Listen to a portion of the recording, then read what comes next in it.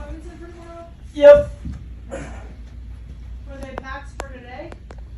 Nope. No? They're packs yesterday? Oh, what's up, Hard Charger? How you doing? You wanna be a Marine? Take a seat. Bravo 6. Going dark.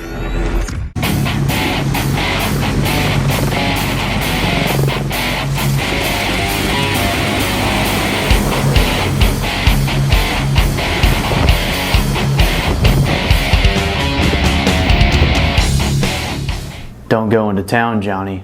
The Marine Corps recruiter's been seen around. Uncle Sam wants you. What's up, everybody? Welcome back to Tactically Misguided. My name is Patrick. Today, I got the fucking cream corn recruiter from the RSS Wilmington. Go ahead and introduce yourself. Hey everybody, how you doing? My name's Staff Sergeant Mocarski, active duty Marine. He is correct. I am a Marine Corps recruiter currently. Best job I ever had. So nobody ever. But it is rewarding. Been in the Marine Corps for about 10 years. I am a 6173 by trade, which is a CH-53 crew chief. I love that job. Can't wait to get back to it. Let's see. Done 226 MUs, humanitarian to Puerto Rico. Damn, you're like skipping over. I was gonna ask you the questions. Okay, pause. How many deployments have you done? Two. Two? To where? Just 226 MUs, man. Nothing too special. Do you got any good deployment stories? Man, I haven't really done nothing cool. You know what I mean? Like some of those guys that go into country get their combat wings, which has always been a goal of mine. I don't know if that's a good thing to say, a goal or not, but No, that was. I think that was just about everybody's goal. That was my goal going into it. just to do your job in the arena, that you're trying to be a Marine in. Yeah. I think that's something that every Marine strives to do. I mean, if you join the Marine Corps, you definitely join to deploy. You don't join to dodge deployments. Exactly. Unless you're, I guess nowadays.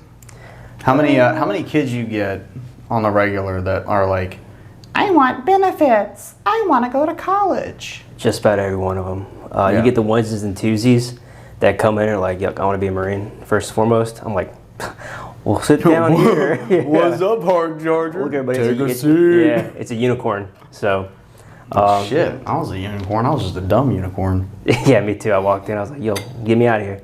So So, I walked in, I was like, I want to go to war.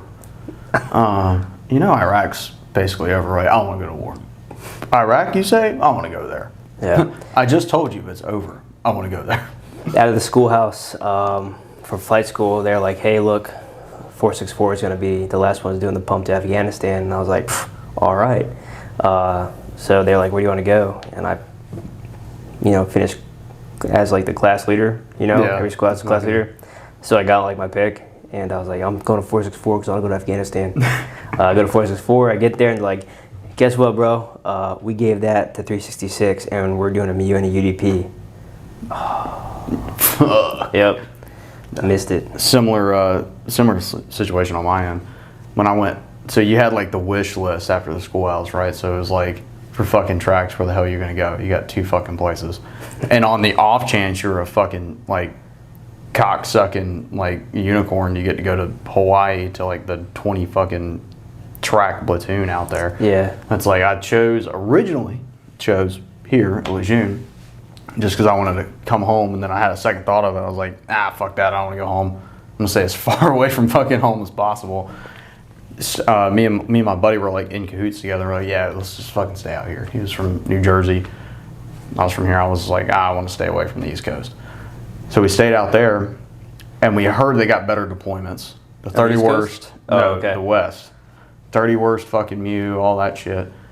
I was there for 2 years, and then close to the end of 2014, the fucking integrated task force came around. They were taking volunteers for it, so I volunteered for that to come back over here. And as soon as I showed up, like coming through the gate drunk as fucking piss at 5 in the fucking morning, and I would always go through the back gate. Take note if you're watching and you're still in at Lejeune. Knowledge is power. Back gate, it's a little bit easier. So I'd go through the back gate, and I run into a dude named Nolan, who was a kid that was in my schoolhouse, in my schoolhouse platoon. He chose to come over here when we all chose to stay out there, and he was on his fucking second deployment, and he got to go to Afghanistan on our last fucking provisional pump, or provisional infantry pump. So I was like, I missed it by a fucking decision. If I would have chose to came over here, chances are I would have gone over there. Yeah. So, anyways, back to you. Oh, talking about myself, I don't usually do that on a regular basis. You talk about the kids' feelings and their goals and their motivators, things like that. Tell me more. Tell me more. Tell me more. Tell me more. Gotta dive into it, You see man. these cards? Which Yeah. one do you want? What's your biggest interest here? Recruiting's rough, but legitimately, the kids that do go through with it and that become Marines, they make it worth it in the end. I had this one kid he talked to the recruiter before me, ended up being like a med pop, then just kind of like lost motivation. And What do you pop? Like med pop? Fucking, like asthma or some bullshit? yeah, stuff like that. So he popped for that and lost motivation. And then December of last year, I called him up because I was just going through my system, being systematic. Those of you recruiters know. Called him up. I was like, "What's up, dude? How's it going?" He's like, "Just working at Chick-fil-A. Got the big sad. Just want to be a Marine." I got the big set. Please tell me he said big sad. He said. He didn't, but he was just upset about not making it in the Marine Corps the first time. Started talking to him. I had all of his docs still. I still had his file, and I was like, I want to give you another opportunity to do this. Dude, he like legitimately, I think he started crying over the phone. Because he was like, this is all I want to do. And so he came in, and he got cleared, finally, he got cleared in June. Went up to MEPS, yep, June. Yeah, it took 6 months. Got cleared, all the stuff. And he had some stuff, I was like, oh, let's see what happens, you know what I mean? Fucking send it. Yeah. He got cleared. Don't talk about this at MEPS. Can't do that no more. The whole new system. Yep. He got cleared and he's in boot camp right now. He's Back up real quick. Yeah. So, what do they used to call it? Fucking when you went, it was like don't fucking say anything, and they're like sitting here trying to probe you and like ask you what was it called? There was like a term for it. It was like fucking God, slipped in my head. But anyways, it was like you go there, like shut the fuck up, don't say anything, especially if your recruiter like slipped something past them, and you get there and they're like grilling you and trying to get you to fucking say anything that's going to disqualify good cop, you. bad cop thing. Yeah. They had to try to get you pop. Yep. That's how it was. Still like that, you know what I mean? The new system we have now is called Genesis. Oh. And it pretty much screens the applicant from birth to current day. So there is no more don't say this kind of thing, you know what I mean? No. Which it's essentially putting things down the way you should have been done the whole time, is what they say. You know what I mean? But think about it. If we'd always been like that, there would essentially be no Marine Corps. You know what I mean? Oh yeah. Like dude, I wouldn't have gone in. So like, cause I fucking broke my elbow. Yeah. Like I hyperextended my elbow and like broke the bone and shit. Yeah. I was like a junior in high school. I was about to go to my junior year. I never told him about that. Honestly, I kind of fucking forgot. To be honest, I just didn't say it, and then I was remembering it when I was at MEPS. I was like, "Oh shit!" It's actually a common thing people forget, and especially because they're little kids, man. Mm-hmm. Like I barely remember what happened yesterday. You know what I mean? Yeah. And they'll pop, right? Because we actually now they have to write the statement on like their form, exactly what happened with the medical screening form, and they send it up, and then they run it against the thing, and if it's like, oh, yep, that checks, cool, send them on up to MEPS. They get up to MEPS and they have another thing up there, be like, ask the kid, like then they'll grill them, they're like, hey, and then they like compare the two side by side, and if it doesn't and if they fucking pop, line up, then they got to go get more docs. If they don't, then they're good. So it's just the way it is now. I couldn't lie about anything because I was a TRICARE kid. So it was like, oh, this is what I had. So can't lie about shit. Yeah, it took me 2 years to get in the Marine Corps. So damn. Yep. And you were a TRICARE kid and it took 2 fucking years? Yep. Damn. Yeah. I was the only Marine on either side. The only person in the military at all on my dad's side. Only Marine on my mom's side. They had a bunch of Army people. Yeah. Like dating back to my grandfather was a Korean War vet. and like so on and so forth back to World War II. But And my pop, he did 30 years. I had this tattoo when I joined back I started in 2010. Is when I first started the journey. the journey. Yeah, it was. Then I had like childhood asthma, so I did the pulmonary function test done, and I went through a bunch of recruiters. I think because they thought I was like going to be an automatic like, you know what I mean? So they kind of were just like, you know, which I'm the recruiter now, and some kids I'm just like, but then I think of myself, and I'm like, no, I'm sending you up to see what happens. You know what I mean? At least give them a fair shake. They're always like, hey, you know, don't be freaking, you know, trying to be helping everybody out as far as like, you know, being a big softy when it comes to these kids. You know, I want to be a Marine, but I got this wrong with me. Some kids you can't. But the ones where I'm like, you know, look in the manual and be like, you'll be all right. I didn't send them up. So I couldn't hide nothing. Now you can't hide anything anymore. It is what it is. So it's a combination of that and just how everything is now, like post-war. You got these fucking young ass kids that most of them don't even fucking actually. Well, probably most of the ones you talk to weren't alive for 9/11. So it's like they don't remember the fucking They don't remember the pain and the surge and the want to go fucking do something about it anymore. They kind of just look at this whole fucking war like, well, how the fuck are we doing this? No, I was like a freshman or 8th grade when the surge happened initially. Damn, fucking old man. I know, right? You still look better than me. Thanks. It's the stress. It's the stress. It keeps me young. Yeah, but it's just the societal changes today. You know, complacency. What else? Commitment issues.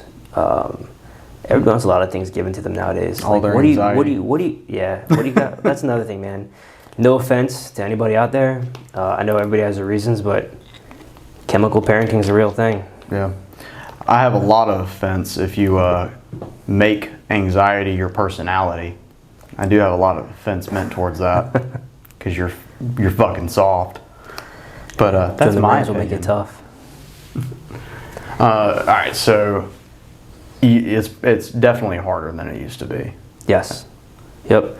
Walking the streets. You know, we have 8412s. You know, though. Hey, back in my day, we did this. I was like, back in your day, we were in war. You know what I mean? Me. Back in my day. There's some 12s that take over offices now, and they're like, oh shit. You know what I mean? Like, yeah, because they got to completely fucking adjust their mentality. Yeah, it's 180 degrees from what it used to be. Talk about adjusting fire, man. Like, here's like, oh, and different stressors, different things, different times. It's really hard to get a lot of parents to be like, hey, we're the Marines, I'm calling. Yep. And they're like, nope. Boop. I saw that screenshot Mooney's put out there. That one kid he texted and was like, who's this? Hey man, I'm the Marine Corps recruiter. I was just wondering if you have a couple minutes to talk. And he was like, I think he said go fuck yourself. Get that a lot. And he's like, no, fuck you, or like something like that. Like that's well, I mean, a big part of that's immaturity too. But the art of conversation has been lost over the last 2 years. The art of conversation has been lost because of social media, in which we're on right now. Having a conversation.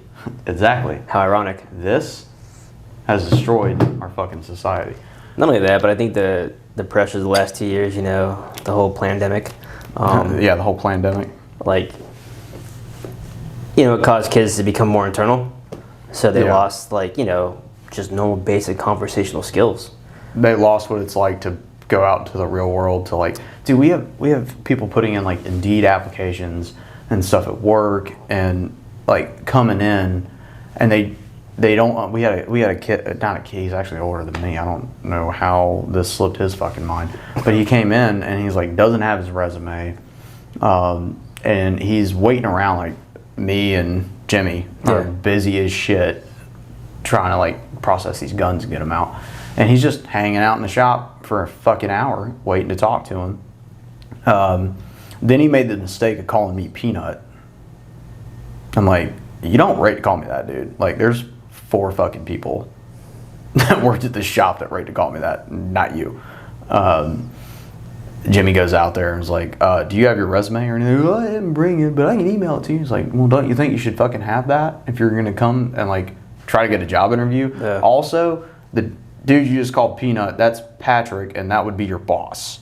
Oops. And the kid We was called like, it a wrong turn. The kid was like, oh, fucking job lost, bitch. But it's like... It's like that meme where that chick's like, I just got a job at fucking NASA.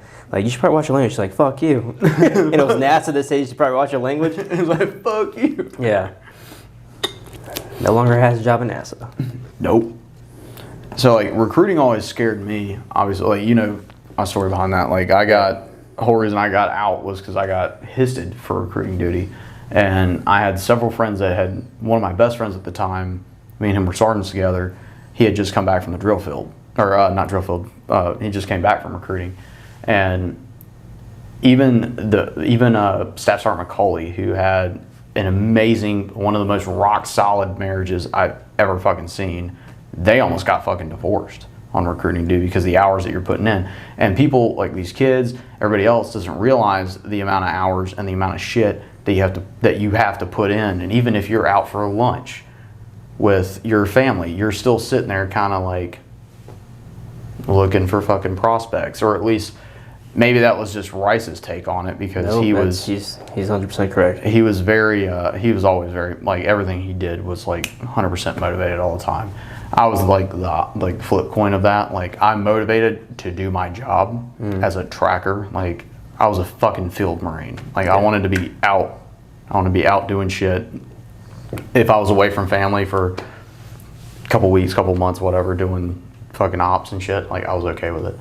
Loved it. I loved being out in the field. I love getting dirty. I love waking up in the morning and shaving my face with a fucking, like, canteen cup full of hot ass water that I heated up on the fucking pack. The old twin blade chick. The old But like they told me all that shit prior to me getting histed. And then I get histed, I'm like, no. Also trying to save a failed marriage at the time. Still failed anyways, so don't place your fucking coins on that if you're a Marine that's still in. Don't do that. But Yeah, it's definitely per like one contract, you're like working like probably over a week's worth of work. You know what I mean? oh yeah. You put so many hours in these kids, and the horror stories are true. You know, you put all this work into this kid, you stay till like 1 o'clock in the morning, filling out his paperwork, his package, putting his BIQ in, and he gets to the next day and he says something dumb, or he freaking like doesn't want to do it anymore. He backs out last minute. I picked up this guy, drove an hour this one morning, picked this kid up, brought him back to the office for him to get cold feet. It's like, hey man, call your mom, she gotta come get you. You know what I mean? He got cold feet. Yep. And he ended up going to college, changing his whole mind, stuff like that. I understand people change their mind, but I mean, it's commitment, right? Yeah. And you're not like the name, you're not like honor, courage, commitment. you're not selling an appointment or anything like that. You're selling them like you're trying to make Marines, dude. Like, you want people that want to do this job. And I'm the same as you, man. I joined the Marine Corps to be a crew chief, like to fly an aircraft, to be forward deployed, to get dirty, greasy, sweaty in the aircraft, and just, you know. Well, shit, just from the fucking pictures you showed me, I was like, that's badass. Just because it's airborne. But no, I love it, man, and I cannot wait to get back. I was also voluntold. I got histed as well. So it's my third time too. And you dodged it twice. Didn't you? I did. Well, I had good reason. First time I picked up weapons and tactics instructor, and I got back to the squadron. Per the TNR, you owe your squadron 2 years. So that's how I got out the first time. Second time, I went on deployment. Third time I was in the schoolhouse, flight school, and doing my thing, and you know, I was like, thought I was untouchable. Like, psych, gotcha. And I was like, oh man, gotcha, bitch. Yeah, and yeah, 2 guys had gone before me as recruiters who were in the schoolhouse too. They'd went, and then so they're always texting me like, oh, this shit sucks, blah blah. But it really is a mentality thing. I went through the freaking phase of like, screw this, I hate this shit. Why am I still here? These kids suck. Like, hold on, you go through a gamut. It's like a roller coaster of emotions. Like they call it waves. You ride the highs and you ride the lows. You know what I mean? And you just kind of got to go into it. And kid hangs up on you, mom hangs up on you, kid backs out. You'd be like, well, on to the next one. Like you know how Paul Rudd, how he is in the movies? He can yell at, he turns around, he's like, oh, and he starts like walking away all happy and stuff. That's kind of what you got to do. False motivation, still motivation. But, you got to change that mental attitude and keep it positive. That trash right there. Yeah. You got to keep it positive as best as you can.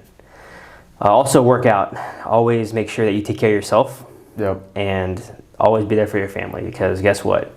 At the end of the day, they're going to be there for you. You got to be there for them. Because you guys went to Boone this week. Was it just you and your wife, or was No, we took the kids. Oh, the kids were there too? Yep, we went to Boone. It was great. Yeah, I know. I got 2 weekends of leave back to back. Don't ask me how that happened. Freaking, I don't know. I don't know how that worked out, but it did.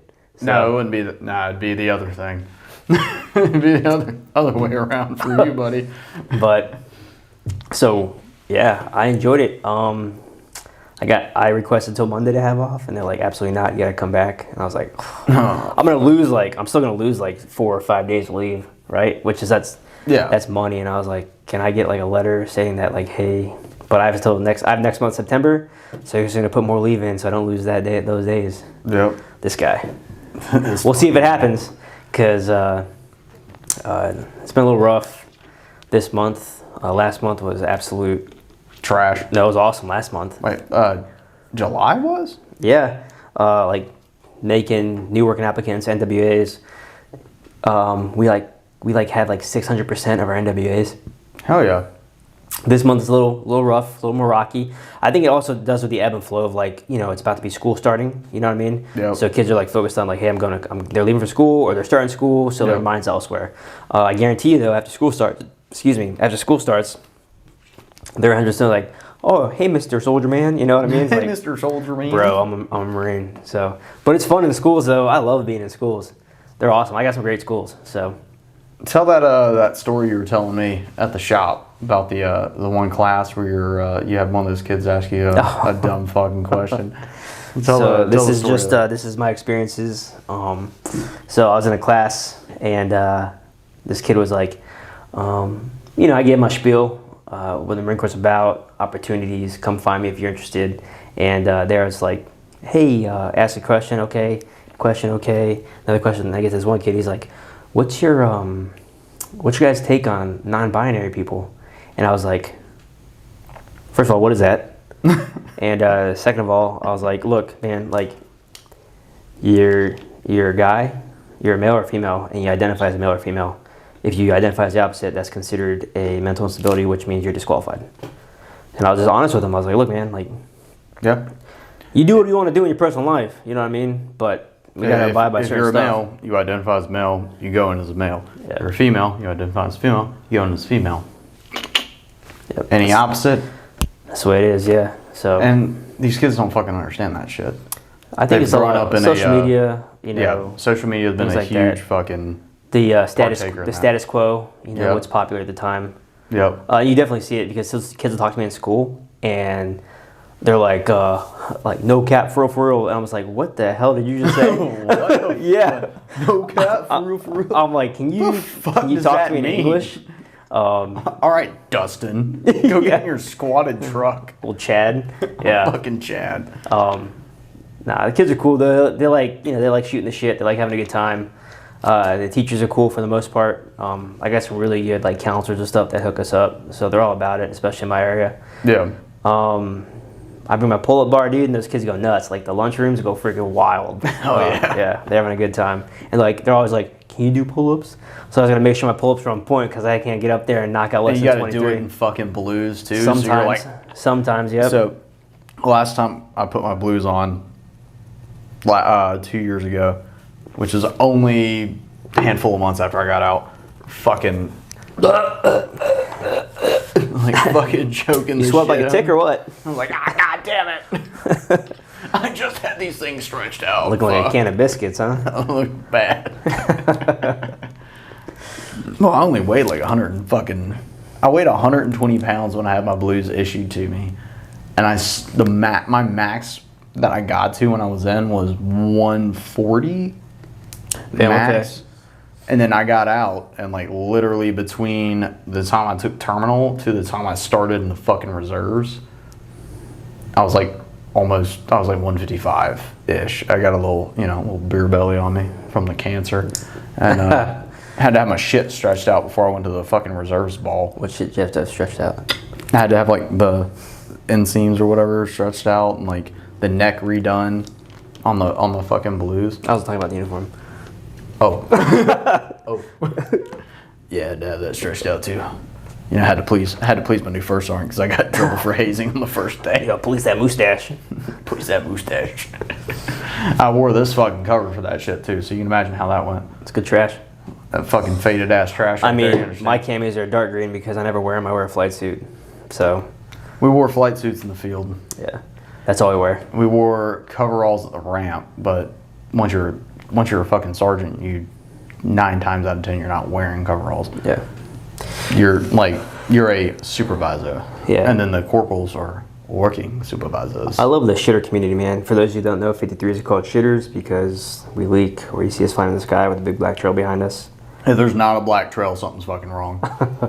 But yeah, we're like, it's different. You know, the different TMSs, the Type Model Series, 22, 53, Huey, Cobra, stuff like that. You hear it in the air wing, like how each community is. Yeah. I'm probably biased because I'm a shitter guy, but the shitter community is pretty, what's up, bro? You know what I mean? What he's really trying to say is he cleans porta-johns at Lejeune. I do. That's yeah. what a real shitter fucking. Actually, knock job him is. over on purpose. Low hover. All right, let's go. The grunts are gonna hate us. I mean, so you were on 53s, which was one of my best friends actually went to before he became Trax. Who went to school to be a 53 crew chief. Okay. What's his name? Kutka. Yeah, I don't know. Probably It was a little bit before our time when he was there. What time was that? 2008. Oh yeah, way before my 2009. time. Yeah. I should have joined in 07 when I graduated high school, but I was stupid. Yeah, man. So like, I'd be what the fuck, 5 years man? from retirement right now. My fucking recruiter got my ass.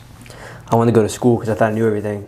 Turns out you don't know everything. I try to articulate that to these kids. So he tried before. I tried after. Made it to junior year, and all right. So my whole reason why I went in, and not the whole reason, but a big part of the reason I went in, I wasn't good at school whatsoever.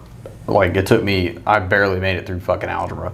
I was really good at history, really good at that. I mean, English was English. That was a fucking cakewalk. But like everything else, Are you sure? Because the way you're talking, kind of. I use fuck as a comma. But I sucked at school, so I was like, all right, next option. And I had always looked at the Marines ever since I was a kid, which there's probably far and few between kids that you get now that are like that. Like I had never, obviously it's like I knew of the Army, I knew of the Air Force, I knew of the Navy, but like the Marines ever since I was little. And I saw the recruiter we did like a fair thing at the mall once a year. And we had a substation, not an RSS, so it was just one recruiter there. And I had seen him. Oh, yeah, I was PCS. like, then he was in his blues. I'm like, that's a fucking awesome looking uniform. Yeah. That'd be fucking dope to have that. I want to get laid so many times in that. I was like fucking 8 years old thinking about dropping panties and shit. and I did like extensive, I guess, research into it. Like watching documentaries and like all these World War II documentaries because I was obsessed with World War II. Yeah, I think every kid was. And it was like originally it started on the the European side of it until I realized. Did you watch Band of Brothers? Yeah. Until I realized the Pacific War was way fucking worse and way more fucking grueling. Oh yeah. Fucking nitty gritty and dirty than fucking the Army side of the house. Stark that had contrast between Band of Brothers and Pacific. It's really Exactly. emotional on the Pacific side. Definitely gets down to it. So like that was, I had only really ever thought about joining the Marines. So when that popped in my head when I was 17 that I wanted to go, Yeah. that's what came to my mind was, all right, Marines, not Army. Yeah. So like, my fucking recruiter, who was also an Air Wing guy, had it fucking easy, even though he didn't take the cake the first time. He didn't fucking take his cake. He could have. He could have met quota that month, but I guess he probably didn't. Because like I walk in, the fucking office is closed, middle of the day, middle of the fucking week. He's probably out there seeing. No, you know where he was? Where? Where I went next. The Army fucking office. Shooting shit. He was shooting the shit with a fucking Army recruiter. It's good to have a good relationship with the other It recruiters. is. But like I walk in and he looks at the Army guy and he's like, "Oh, you got him." So I go sit down with the Army guy and you know he's like, "Well, what do you want to do?" And I was like, "Well, I wanted to be a Marine." All right. Sorry for the third and final interruption here. Yeah, sorry, it sucks. Fucking, I suck and didn't charge the fucking battery on my camera. All right. So what are you asking me? Favorite deployment story? That's right. So the Puerto Rico one, most rewarding missions that I've done. You know what I mean? Being able to help people out, actually utilizing your skills in real world situations, and probably the most real world event is when we reinforced the Oaxaca Dam in Puerto Rico, which was on the northwestern side of the island. The spillway had collapsed in on itself, and it was hemorrhaging water into the valley below. And there's like houses and stuff down there, and like, oh, we gotta stop this. So literally they lined 18-wheeler trucks, like flatbeds, with Jersey barriers. And those of you who don't know what a Jersey barrier is, it is that concrete barrier they put in the middle of the highway. So they stacked the trucks with those. And if you picture 53 flying over top of the truck with the HST on top, helicopter support team, hooking it up, and then we flew to the drop zone, which is where the spillway was. And it was like playing a game of the claw. The fucking claw you machine. literally go over top and then release it with a button, and like it was kind of fun, man. Like you just dropping stuff, and the engineers are below, like good drop, you know, or adjust 5 feet left or 5 feet forward or whatever. And the pilots were like, "Can I go on?" Like, yeah, absolutely. And literally, old big sexy 53 flying around, like sliding around, moving around, all that power and lift for days, man. Just flying around super light on their feet, just picking it up, dropping it, slide back, picking it up, drop it, slide back. We like made like 100 and some picks in like a matter of like 2 hours, something like that. It was ridiculous. So you're really fucking good at those claw games. Yeah, really good. Hell yeah. I always win something. But yeah, that was rewarding. Moving a lot of food and stuff like that to people. Helping out. A lot of roads were washed out, so we flew into little tiny towns. Mhm. We landed in this parking lot, right? Because we landed on a soccer field, but they couldn't get the forklift to us. So then we picked up, slid over and landed in a parking lot, and then a forklift came out. And we just offloaded things and daisy chained it out. Like the Puerto Rican National Guard was there helping us, and civilians were in a daisy chain, and we were just everybody helping everybody, you know. I remember when that happened. One of my staff sergeants was Puerto Rican, and some of his family was down there. Yeah. So he took leave to go down there and help out during the recovery and shit. Yeah, it was a big deal, man. Especially we were flying around up in St. Croix. We actually had a Marine that just recently got out of, he was in a flatline shop with me, old Francis, Sergeant Francis. But he lived on the island of St. Croix, and he was there when all that happened. Because we were trying to text him, like, "Hey man, you good?" So he was like, "Yeah, I'm good." And we, landed on little islands, and then let's see, it was Irma and then Maria came through behind. Like, I think they're both Cat 5s back to back. Yeah. Well, Maria missed the little islands, kind of got a little bit, whatever, but then it smacked Puerto Rico head on.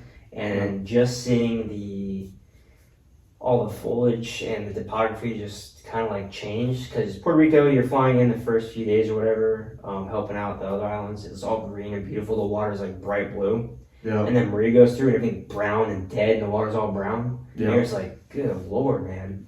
You see the flooded area, the city's all flooded.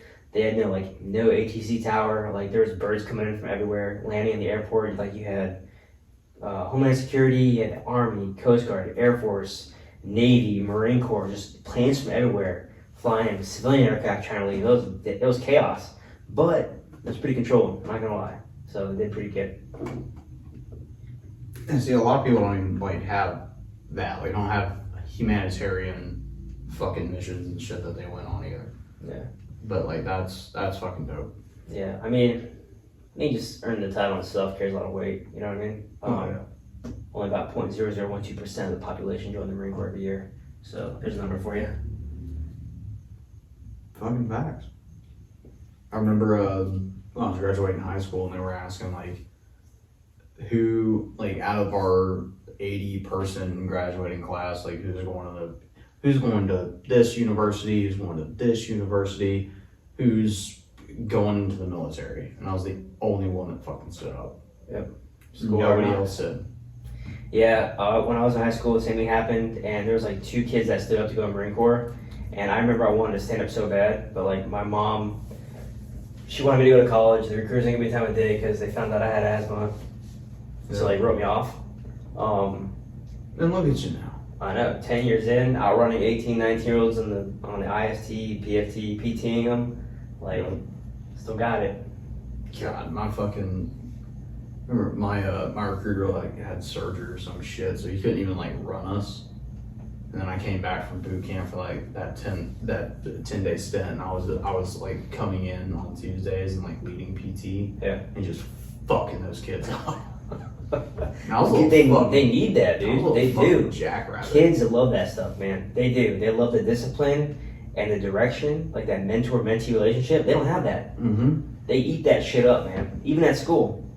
You see them in the hallway, what's up, dude? You know what I mean? Like, walking around, kids walking around, they're super shy, but come here. And it was like, what's up? Oh. Yeah, and like, hey, how you doing? What's going on? What you got doing? What do you got going in life?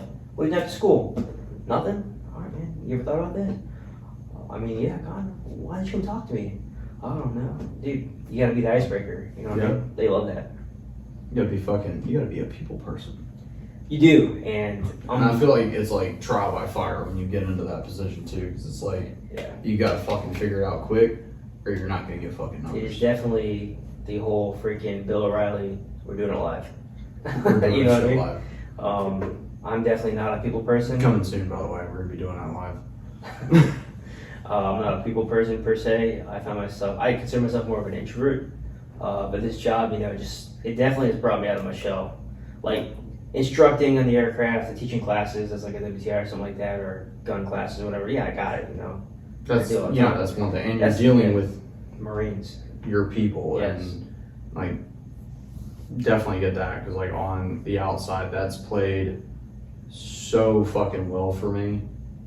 Being on the outside of things, like, getting out and going to these jobs and stuff, I'd fucking walk miles around the other people that I worked with in a retail setting, because I have confidence and I can talk to people. And there was a little soft point period where I had to figure out like how to talk to people correctly, which was when I was at Academy, and you had to deal with civilians and stuff there. You had to. He's so abrasive. My bad. I had to like reel it back a little bit, but figured it out really well, like through my time there. And those are those intangible skills that the Marine Corps teaches you, man. Exactly. And everybody can fucking dog on it for what it is or whatever, but like that's what it teaches you. It was the best thing that I had ever done in my life. And that's why I'm still 3 years out. I'm doing shit like this, and that's why you and me became fucking great friends. Yeah, we just hit it off. Oh, you're a Marine too? Puffs chest out. Yep. Yeah, it's like anywhere you go too, when you're out, you find other people, and you just fucking pick them out of a damn crowd and go start fucking talking to them instantly. And they're all other veterans. They don't have to be Marine Corps veterans. They can be anybody that is a veteran. But you don't get that as a civilian. You don't just like stumble upon people that have been through the same trials and tribulations that you've been through in your life and instantly be able to fucking hit it off with them. You don't get that if you're a civilian. So, good reason to join the Marine Corps. And it does ring well. Hint, hint. It does ring well, like, to kind of speak toward that. When you see another Marine who's already been out or is a veteran or whatever, because I see it all the time, you can literally sit there and talk to them like you've been boys since like day one. You know what I mean? Yeah. The brotherhood is actually there. Brotherhood's not dead. No, and I remember when I found out you were a Marine, I was like, oh, what'd you serve? What'd you do? And then next day, even with Nick too, like coming in, like, oh, hey, what's up? Just picking it up. But it's kind of cool. Even when I did like a fleet week, I did a fleet week in New York one time. That was pretty cool. Oh fuck yeah! I bet. Yeah, fucking yeah. We flew the old girl around the city and landed in parks and shut down. And the civilians came on board, and it was cool to talk to them and explain to them exactly what everything was on the aircraft. It was like, are those bombs? You know, is that a gun on the front? Like the Is that a fucking gun? Yeah, the probe on the front is like, nah, it's a refuel. Those are fucking illegal here. It's Yeah. New York. But yeah, no, it was cool. But running into like the Red Hatters, the old guys and stuff like that, and talk to them, like it's really cool. You just pick it up. And I try to explain to the kids, like, look, once you're a Marine, dude, you're probably a brother for life. You're in the fucking fraternity for life. Cool. You're And let's not get on the top of a Marine Corps ball. Oh man. Oh, that's fun. Yeah, that's wild times right there. Fucking Marine Corps ball is a blast every goddamn year. Yep. Even when you're out, I still celebrate it. Like me on November 4th this year. So this will be their 3rd year doing it. Nick and Amanda always do their like cake cutting ceremony. Nick brings out his fucking NCO sword and you do the youngest Marine, Still all the that, oldest huh? Marine, like in the backyard, like grilling out and doing that shit, and, like listening to the commandant's message and doing all that shit. So it's still a fucking thing. Yeah. Like even when you get out, like, and I'm going to this one this year. It'll be the first one I'm going to with him for him. But even then, like, I get together with my boys around here over the past couple of years and fucking get drunk, listen to the fucking commandant's message, and Play the hymn. play the fucking Marine Corps hymn.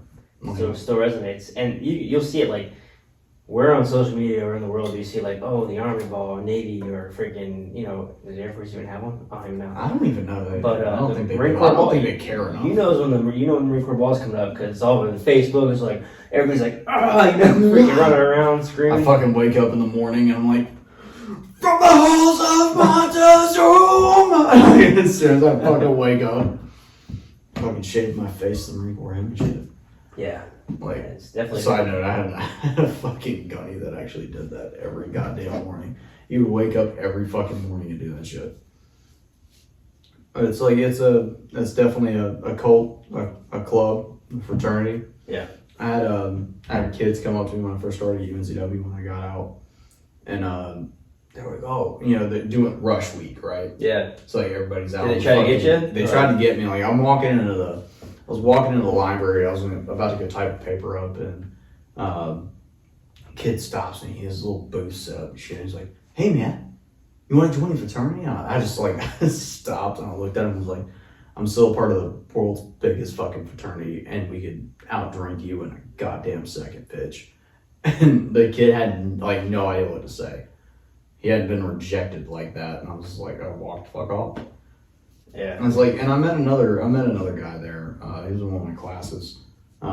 He was also a Marine, and he went and did the whole fraternity thing. And I got talking to him one day. He was like, dude, this shit's so fucking gay. Like, they think that this is hazing.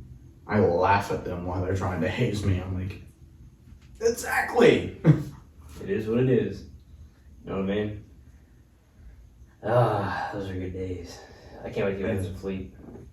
The fleet's where it's at. Definitely go drill instructor, by the way. Go drill instructor at MSG. Yep. I had a package in for MSG, and that was back when they did, like they had that like brief stint of like married sergeants could go MSG. Mm-hmm. So I dropped my package for that. I had dropped my package and I got married during that time. And then like, wait, you just got married, you can't go. I'm like, wait, what? I thought I could. And I'm like, oh no, that was a little brief fucking. We needed numbers, so that was like a brief thing that they did. So I got canked from MSG, then voluntarily put in a recruiting package. It's a bold move, Cotton. Bold move, God. Let's see how it played out for him in the end. I ended up not doing it. And then got hissed a year and a half later anyways. Yeah, dude. Yeah, me and the wife, look, I got a really good wife. She's super supportive. You know, she works too, takes care of the kids, whole nine. I drive an hour to work every day. Yeah, I'm still fucking shocked at that. I moved her closer to family, you know? I took the bullet because I knew that she needed the help, so I moved her closer. I drive the hour, bought a little freaking economy car. Now I drive a truck, you know? Yeah, you can't drive that thing. No. I'll sell you a Jetta. No, I'm good. I'm good. Nice, pristine No condition. Volkswagen for me. The Volkswagen. Yeah, drive. I remember. Oh, speaking of driving, so this is for those of you who are asking questions about recruiting, right?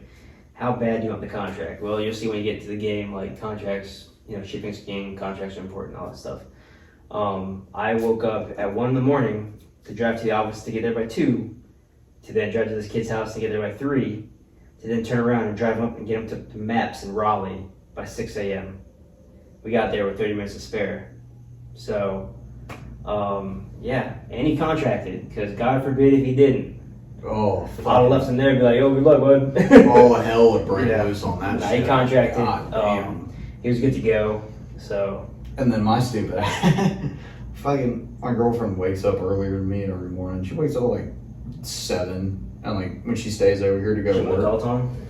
No, because she's going into work. Like she'll get up before me and I know last night I said I was also gonna get up at the same time as you, but I have to be at work till 9. I'm going back to The sleep. lie detector determined that was a lie. The lie detector determined.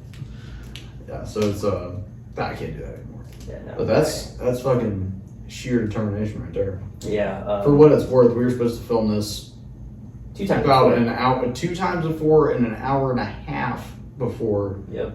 we started filming tonight. So, but he's a determined friend too. So You gotta help your buddies out, you know what I mean?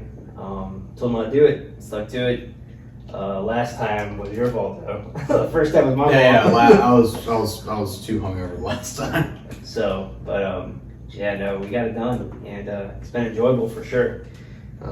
I definitely wouldn't mind doing one of these again, just talking about Marine Corps stuff. Next time we gotta have you, Mooney, or fuck Monies, and fucking we gotta have you, Monies, in November on. Yeah, And the fucking whole crew. I'll get like 2 more mics. that'd So be they cool, can fucking use man. That'd be awesome. Or they just don't get mics, they just have to talk loud. They just gotta talk louder. My name is Russell. My name is Russell. Yeah, It's not Randy, as Facebook portrays it to be. yeah. It used to be better. His Facebook name, well, that'll be off camera, but it used to be a lot better. He had to change it because his wife was like, looks like I'm married to pup. You know what I mean? So, it's good. He's a funny dude. But, He's a good dude. yeah.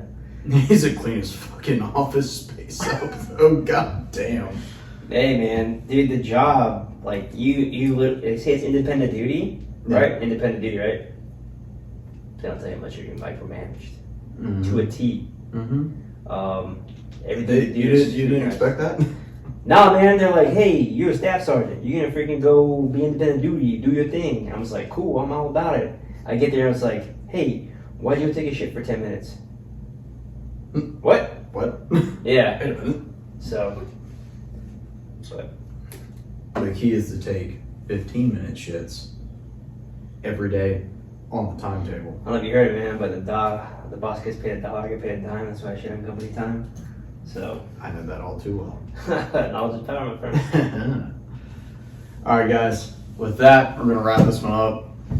It's been an absolute pleasure, Yeah, as man. it always is. Always, man. Fucking dude man bro time That's right. again. Real quick announcement, starting next week, I'm gonna launch the Tactical Misguided website. We're gonna have some merch on there, so Oh, yeah. be sure to look out for that. It's gonna be a limited stock to start with, see how many fuckers actually do it, and we'll go from there. But until next time, my name is Patrick, that's Andrew, It's me. and we'll see you on the next episode, guys. It's always been a business doing pleasure with you. What's up, everybody? Oh God, that was bad. Autism is a real thing. I've only had fucking 3 beers. The rules have changed. There's a fine line between right and wrong. And somewhere in the shadows, they send us in to find them. Watcher to 6 actual. Target is in the main house. You have execute authority. Bravo 6, Going dark.